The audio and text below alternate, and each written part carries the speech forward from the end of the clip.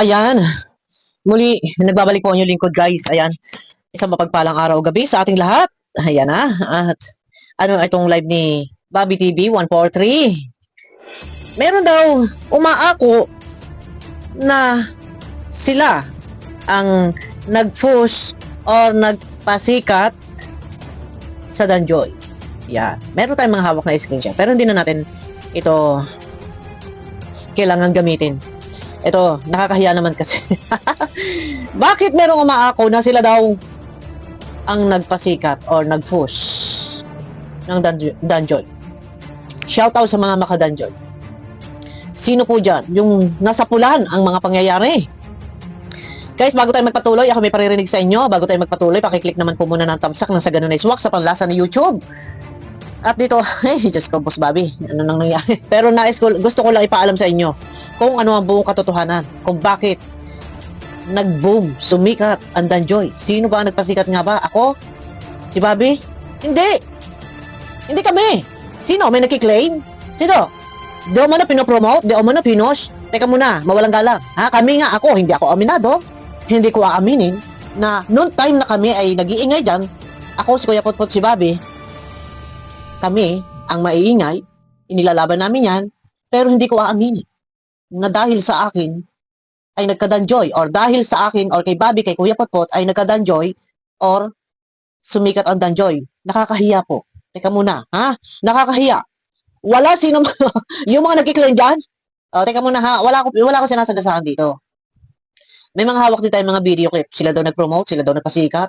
Teka muna, mahiya kayo. Lahat ng vlog ni Kalinga Prab, ha? Viral.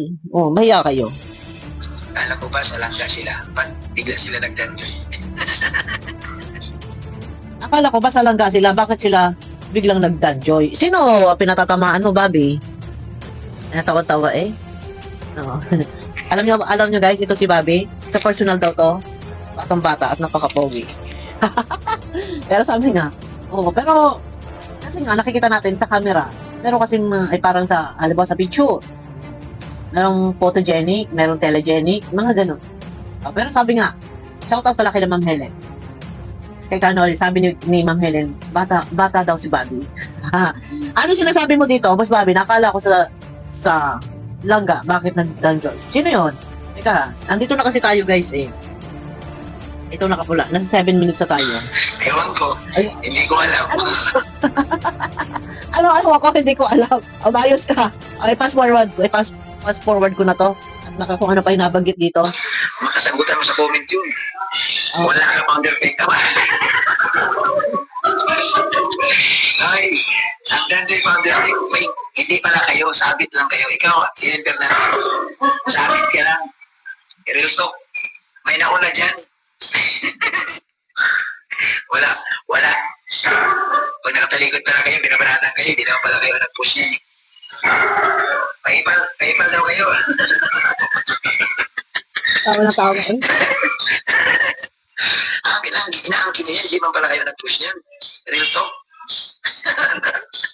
Ay, nako, hindi ka tanggap-tanggap. Nako, wala kiniklaim nila, siyempre. Congrats, kuya. Ano na naman yan, Mamorina? Mamorina, magnirinda naman tayo. Sabi ka lang, pag libre ka, invite mo kami niyan. Invite.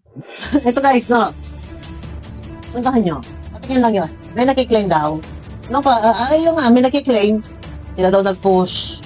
Sila daw nag-promote. Meron pang sila yung nagpasikat. Ito, ako hiyang-hiya. Sa totoo lang nahiya ako. Kasi alam niyo, ito ha, sa totoo lang.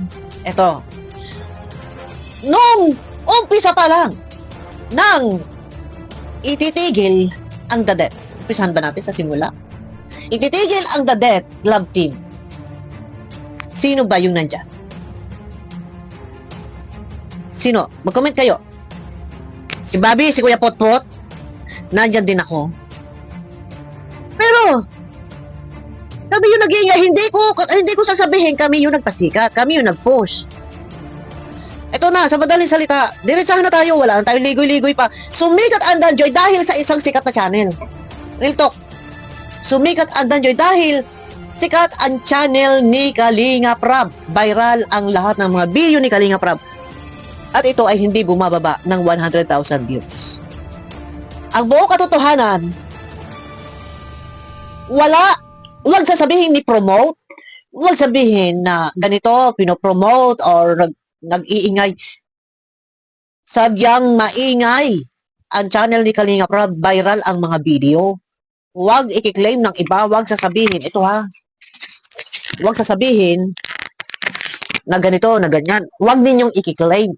Dahil kung tutuusin, kung hihimay-himayin natin, panahon na nag-uumpisa pa lang yan, sino bang maingay? Si Bobby TV, si Kuya Potpot, ako yung nakikiingay-ingay din. Pero hindi namin kiniklaim na kami yung nagpaingay, kami yung nag-post, kami yung wala. Nakakahiya kasing i-claim. Dahil ang buong katotohanan, yung mismong channel ni Kalinga Prab, yan, viral yan eh. Lahat ng mga video, viral yan eh. Ito na, nagiging topic ni Boss. Ito, nakakahiya naman kasi doon sa nag-claim, mawalang galang. Ito na, doon muna tayo. Ito, topic natin kay Ate Perla. Ito pala. Ngayon pala ako mag-topic kay Ate Perla ha. Ito. May post si Ate Perla. Kumbaga parang doon nasasabi niya na na-i-push niya din yung Danjoy. Ito, mawalang galang, ang lahat ng viewers na ito ay mga maka-Danjoy. Lahat sila ay sumuporta sa Danjoy.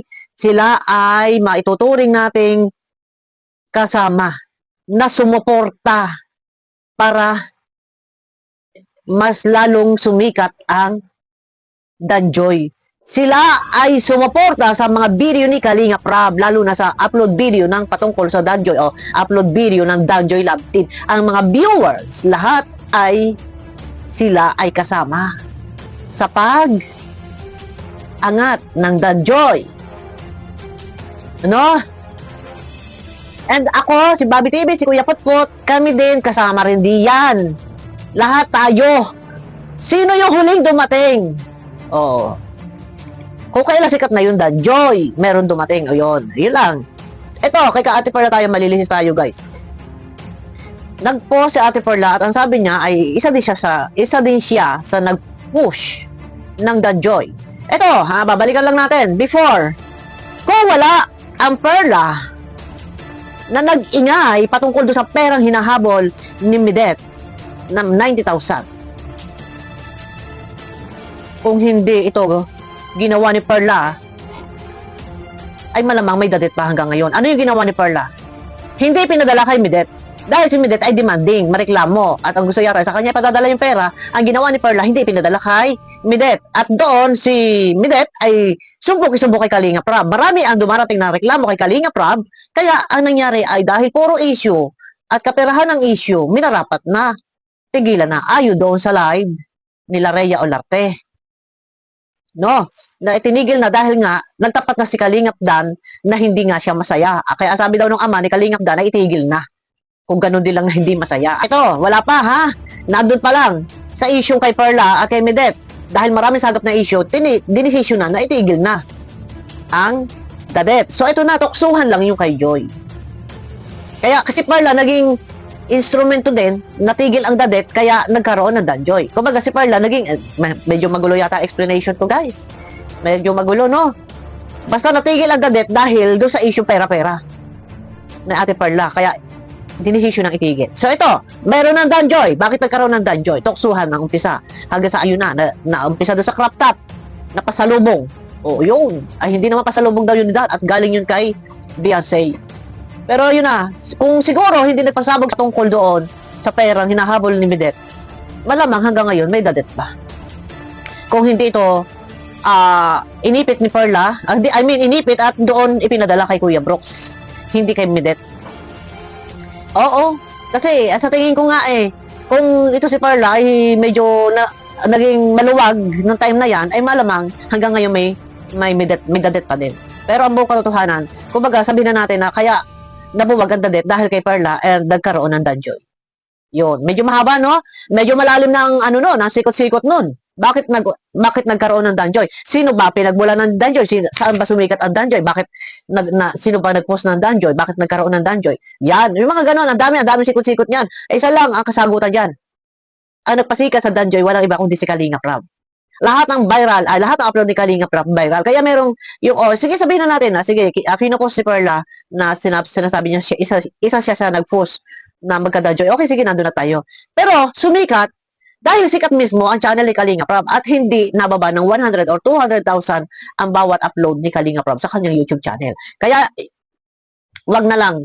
Wag na pagtalunan, wag na pag-awayan at nakakahiya naman kay Kalinga Prab. No? Nakakahiya kay Kalinga Prab. Kay Bobby TV, hayaan mo na lang, Bobby TV, kung meron nagkiklaim ng ganyan na sinasabi sila na nagpasi, huwag mo na patulan. Dahil alam naman ng viewers kung ano ba talaga ang totoo. Mahirap kasi na makikipagtagisan ka pa ng rebuttal. Hayaan mo na. Ipaubayan na natin kasi napakasimple lang nun. Hindi yan big deal sa ating lahat. Kung meron nagkiklaim na sila daw nagpasikat, alam ng viewers yan. Alam ng viewers yan. Kayong mga viewers, alam nyo yan. Maliban lang doon sa mga viewers na late nang dumating, late nang sumuporta, sumubaybay sa Danjoy, pero alam nyo yan. Sino ba ang kauna-unahan na nagkaroon ng team para suportahan ang Danjoy? Si Bobby, ako. O, di ba? O, nagsunuran na lang yung mga iba. Kaya mahirap tayo dito na makikipag-argumento pa, makikipagtalo pa. Hayaan mo na. Hayaan mo na. Hayaan mo na lang, Bobby. Hayaan mo na lang. Tsaka hayaan mo na rin si Perla. Kasi kung aanuhin pa kayo kay Perla, magkakagulo lang at magkakagulo. No, hayaan mo na lang. Pero nakakahiya nga, nakakahiya kay Kalinga Prab. Tsaka, Diyos ko, bakit yan ipinag-aagawan? Bakit may email nag-claim na sila daw nagpo-promote? Umingay, sumikat, dahil, wag na lang. Sige, inyo na. Inyo na. Sa dami naman na pwede reaksyonan sa loob ng Kalingap. Mas Bobby, hayaan mo na. Sa dami nang pwedeng reaksyonan, mas malaki ang views mo kapag issue. Mag-reaction ka sa issue, hayaan mo na yan. Bobby. At baka ikaw ay maluki-luki dyan. Ayun na lang. At saka yung kay Perla nga, yan, reaction na ni Bobby si Perla, hayaan mo na lang, Boss Bobby. Kasi nga, sabihin na natin na kung hindi dahil doon kay Perla, malamang hanggang ngayon, ay meron pa rin dalit. Kung hindi dahil kay Perla. Totoo yan. Kaya nawasak yung dadet dahil kay Perla. Yun yung totoo talaga, yung totoo. Kaya na nagiba yung dadet dahil kay Perla. Dahil doon sa pera. Ay ngayon, ang daming sagap-sagap na issue doon kay Midet, purong pera ang ka-issuehan. Kaya si Kalinga Prab, nai-stress na pagka ganun, desisyonan na. Wag na lang kung ganun, purong pera-pera ang ini-issue eh. Pero ang bukat tuhanan, kung hindi dahil kay Perla, hanggang ngayon may dadet. Hayaan mo na lang. Mas Bobby, mas malaki, tinan mo yung views mo. Pag issue, mas malaki ang views mo. Kaya hayaan mo na lang. Huwag mo nang paghabulin pa. Huwag ka nang huwag mo nang, ano yan, ang tawag dito, huwag mo nang ilaban yan kung sino ang nagpasikat. Walang iba kundi si Kalinga Prab lang ang nagpasikat dyan. Gusto nyo, pagtalunan pa natin to. Ayun, guys, pakiclick ng thumbs up. Abangan nyo ako sa aking next video. And baka merong hindi pa dyan nakasubscribe, pakiclick naman po ng subscribe, guys. And yung bell.